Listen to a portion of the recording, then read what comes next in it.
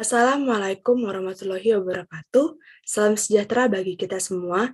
Shalom, Om Swastiastu, Namo Buddhaya, salam kebajikan. Perkenalkan, nama saya Fania Yunadia dengan nomor induk mahasiswa 18043211049, kelas BK 6B, jurusan akuntansi, program studi D3 Keuangan dan Perbankan. Pada kesempatan kali ini, saya akan mempresentasikan laporan dari tugas akhir saya yang berjudul Sistem Akuntansi Penerimaan dan Pengeluaran Kas pada PT Gema Tirada Putra. Selanjutnya, bab pertama pendahuluan. Latar belakang, yang melatar belakangi saya dalam memilih judul ini adalah setiap perusahaan memiliki tujuan dan sasaran yang hendak dicapai, yaitu untuk mempertahankan kelangsungan hidup perusahaan, mengembangkan perusahaan, dan juga untuk mendapatkan laba yang sebesar-besarnya. Dan untuk mencapai tujuan tersebut, perusahaan berupaya menggunakan segala potensi dan sumber daya yang dimiliki untuk mencapai tujuan yang telah ditetapkan. Salah satunya dengan sumber daya manusia yang baik dan kompeten. Dalam pengelolaan perusahaan yang baik, harus diserahkan kepada orang-orang yang memiliki kemampuan manajerial yang baik dalam mengelola suatu badan usaha. Sedangkan permasalahan yang sering dihadapi oleh manajemen perusahaan yang sangat penting dan menjadi perhatian adalah masalah pengelolaan keuangan, yaitu salah satunya dalam hal sistem akuntansi penerimaan dan pengeluaran kas yang tidak berjalan dengan baik dan benar. Adapun tujuan penulisan dalam laporan tugas akhir ini yaitu untuk mengetahui bagaimana sistem akuntansi penerimaan dan pengeluaran kas yang terjadi pada PT Gema Tirada Putra. Manfaat penulisan dibagi menjadi 3, bagi penulis, bagi pembaca, dan bagi perusahaan. Bagi penulis, diharapkan bermanfaat dalam menambah wawasan dan pengetahuan penulis tentang sistem akuntansi penerimaan dan pengeluaran kas. Bagi pembaca, laporan tugas akhir ini diharapkan dapat menambah referensi perpustakaan, khususnya bagi mahasiswa-mahasiswi di Politeknik Negeri Jakarta, dan juga dapat menambah pengetahuan para pembacanya mengenai sistem akuntansi penerimaan dan pengeluaran kas. Sedangkan bagi perusahaan, sebagai bahan masukan dari mahasiswa dalam hal penerapan sistem akuntansi penerimaan dan pengeluaran kas yang baik dan efektif, juga sebagai bahan pertimbangan dalam menentukan kebijakan di masa yang akan datang, khususnya pada sistem akuntansi penerimaan dan pengeluaran kas. Masuk ke bab 3, gambaran umum perusahaan, dimulai dari sejarah dan perkembangan dari perusahaan PT Gema Tirada Putra. Dimulai pada tanggal 15 Juli 1988, PT Gema Tirada Putra ini didirikan. Pada saat itu, PT Gema Tirada Putra bergerak di bidang kontraktor, pembuatan atau pemasangan bangunan, perdagangan ekspor-impor, bidang industri, dan yang lain-lain. Sering berjalannya waktu, hingga pada 8 September 1998, PT Gema Tirada Putra melakukan perubahan tujuan, yaitu berfokus dalam kegiatan usaha dalam bidang jasa pengurusan transportasi atau freight forwarding dalam domestik maupun ke skala internasional.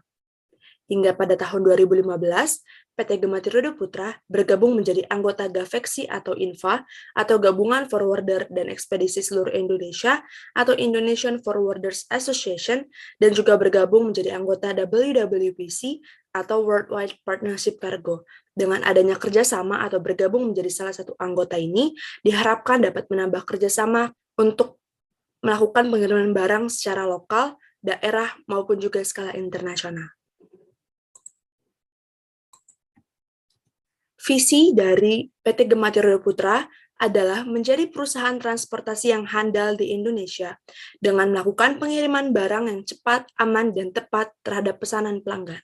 Dengan misi memuaskan pelanggan, melakukan pekerjaan sesuai dengan peraturan dan prosedur, dan juga meningkatkan kemampuan personil dan melengkapi fasilitas.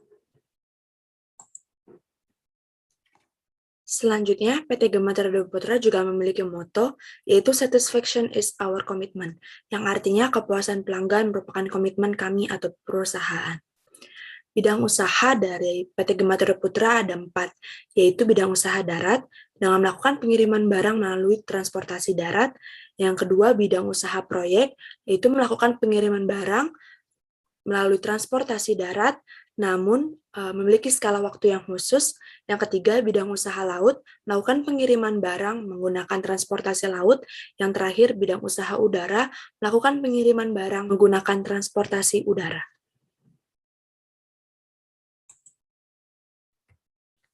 Selanjutnya, akan masuk ke bab 4 pembahasan. Jadi, jenis kas yang ada pada PT Gema Trisakti Putra ini merupakan jenis cash in bank, yaitu kas perusahaan seluruhnya ada dalam suatu rekening bank tertentu. Dan pada aplikasinya, PT Gema Trisakti Putra memiliki 3 rekening yang berbeda dengan 3 fungsi yang berbeda. Dan rekening 1 dan rekening 2 ini dipegang oleh pemilik perusahaan, sedangkan rekening 3 ini nantinya adalah berfungsi untuk dilakukan operasional perusahaan, yaitu dipegang oleh bagian administrasi dan keuangan. Pertama, kita akan masuk ke sistem penerimaan kas pada PT Gema Trisakti Putra, yaitu bersumber dari pendapatan jasa pengiriman barang yang bersifat piutang, yaitu melalui penagihan perusahaan, yang artinya pihak forwarder melakukan pengiriman barang terlebih dahulu, kemudian setelah selesai, maka pihak forwarder mengirimkan tagihan kepada pihak pelanggan. Adapun fungsi yang terkait yaitu fungsi penagihan. Fungsi penagihan bertanggung jawab dalam melakukan penagihan berdasarkan catatan outstanding yang telah dibuat oleh fungsi akuntansi. Pada fungsi penagihan ini terdapat pada bagian administrasi dan keuangan. Yang kedua, fungsi akuntansi bertanggung jawab dalam melakukan pencatatan penerimaan kas terhadap pendapatan jasa. Pada fungsi akuntansi ini juga terdapat pada bagian administrasi dan keuangan, dan yang terakhir fungsi penerimaan kas dan fungsi pemeriksa intern yang terdapat atau dipegang oleh pemilik perusahaan secara langsung, di mana penerimaan kas perusahaan dikendalikan atau dipegang oleh pemilik perusahaan. Selanjutnya ada dokumen yang digunakan dalam penerimaan kas. Ada lampiran performa, purchase order, berita acara surat terima, goods or service receipt, invoice, faktur pajak, invoice receipt, dan kwitansi. Dalam 8 dokumen ini dikirimkan secara bertahap antara pihak pelanggan maupun pihak forwarder, yang dimulai dari lampiran performa atau delivery order yang berisi berupa pesanan pelanggan kepada pihak forwarder. Selanjutnya dari purchase order hingga kwitansi berisi kesepakatan harga antara pihak pelanggan dengan juga pihak forwarder. Dan nantinya dari 8 dokumen ini digabungkan menjadi satu rangkap yang akan dikirimkan ke perusahaan pelanggan. Dan rentang penerimaan kas dari pendapatan jasa ini kurang lebih 1 bulan dari diterimanya dokumen purchase order oleh pihak forwarder. Adapun catatan akuntansi yang digunakan yaitu pertama outstanding atau daftar pembayaran invoice. Catatan ini adalah berisi daftar hutang yang belum dilunasi. Nantinya, bagian administrasi dan keuangan akan mencatat setiap tanggal pembayaran dan menandainya dengan sebuah warna. Selanjutnya adalah rekening koran. Rekening koran ini merupakan catatan dari pihak bank yang digunakan oleh pihak forwarder untuk menyamakan catatan yang dibuat oleh bagian administrasi dan keuangan. Selanjutnya adalah rincian pembayaran. Setelah bagian administrasi dan keuangan menerima rekening koran di setiap akhir bulan, maka bagian administrasi dan keuangan meminta rincian pembayaran dari pihak pelanggan, dan nantinya bagian administrasi dan keuangan menyamakan antara rekening koran dengan rincian pembayaran. Adapun pengendalian intern dari penerimaan kas melalui piutang ini, dari hal organisasi, fungsi akuntansi, dan fungsi penagihan ini masih berada pada satu divisi yang sama, yaitu bagian administrasi dan keuangan. Sedangkan fungsi penerimaan kas dan fungsi akuntansi juga dilakukan oleh pada satu bagian yang sama, yaitu manajer perusahaan atau pemilik perusahaan. Sistem otorisasi dan prosedur pencatatannya yaitu debitur diminta untuk melakukan pembayaran dengan cara transfer antar rekening perusahaan. Yang kedua, bagian administrasi dan keuangan melakukan penagihan berdasarkan daftar piutang atau outstanding yang sudah dibuat. Yang ketiga, bagian administrasi dan keuangan setiap akhir bulan menerima rekening koran dan melakukan rekonsiliasi atau membandingkan catatan antara kas di bank yang perusahaan catat dengan report dari bank yaitu rekening koran. Yang keempat, bank administrasi dan keuangan mengkredit akun piutang didasarkan atas catatan rincian pembayaran yang dikirimkan pihak pelanggan melalui email. Selanjutnya praktiknya yaitu penerimaan kas pada PT Gema Trisakti Putra merupakan jenis cash in bank, di mana setiap kas yang diterima langsung masuk ke bank. Selanjutnya, penerimaan kas yang bersumber dari pendapatan jasa memiliki rekening khusus yang berbeda dengan rekening untuk penerimaan kas dalam hal operasional perusahaan. Yang ketiga, penerimaan kas yang diterima perusahaan dilakukan dengan menggunakan transfer ke rekening perusahaan yang dipegang oleh manajer atau pemilik perusahaan. Keempat, manajer perusahaan yang bertindak langsung sebagai pemeriksa intern, ini yang secara langsung juga bertanggung jawab atas penyimpanan kas perusahaan. Selanjutnya, saya akan menjelaskan flowchart dari penerimaan kas pada PT Gematira Putra, dimulai dari bagian administrasi keuangan yang menyiapkan setiap dokumen penerimaan kas tersebut, kemudian mengirimkannya kepada pihak pelanggan. Setelah itu, pihak pelanggan melakukan pemeriksaan, di mana proses ini berjalan kurang lebih 1 bulan dari diterimanya dokumen PO. Kemudian, bagian administrasi dan keuangan melakukan pengecekan jatuh tempo pada outstanding. Kemudian, bagian administrasi dan keuangan ini meng-email pelanggan untuk segera melakukan pembayaran. Dan pihak pelanggan menerima pemberitahuan pembayaran tersebut dan melakukan pembayaran. Di akhir bulan, bagian administrasi dan keuangan memeriksa rekening koran dan meminta rincian pembayaran kepada pihak pelanggan untuk nantinya digunakan sebagai dasar pencatatan penerimaan kas dengan mengurangi piutang perusahaan pada catatan outstanding. Maka penerimaan kas PT Gematira Putra ini sudah selesai.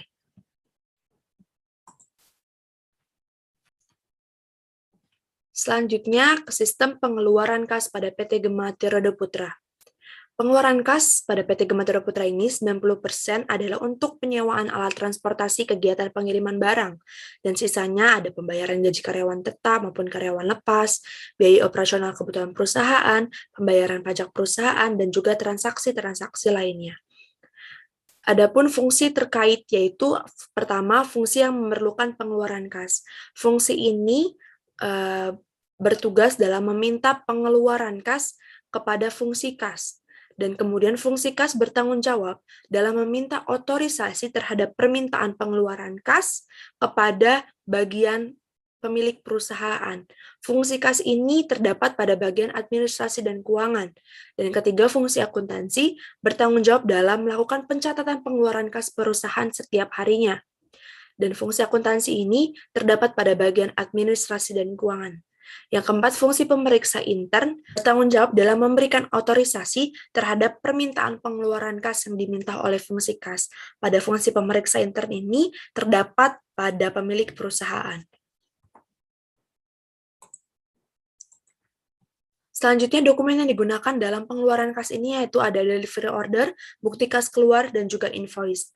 Delivery order ini juga merupakan dokumen yang terpenting dalam hal pengeluaran kas. Ketika dokumen delivery order sudah diterima oleh bagian operasional dan lapangan, maka nantinya bagian operasional dan lapangan melakukan permintaan pengeluaran kas kepada bagian kas dan nantinya diminta otorisasi kepada pemilik perusahaan sebelum nantinya kas tersebut dicairkan. Kedua, bukti kas keluar.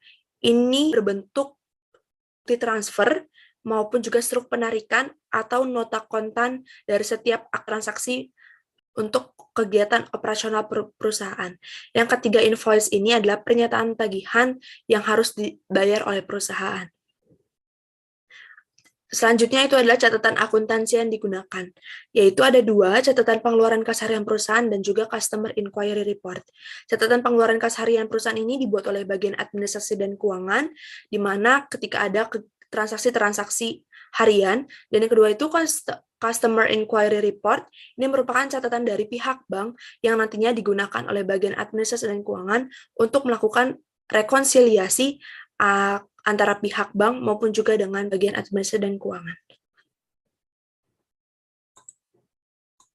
Adapun pengendalian intern dari pengeluaran kas perusahaan ini, organisasinya yaitu fungsi akuntansi dan fungsi penagihan ini masih berada pada satu divisi yang sama, yaitu bagian administrasi dan keuangan.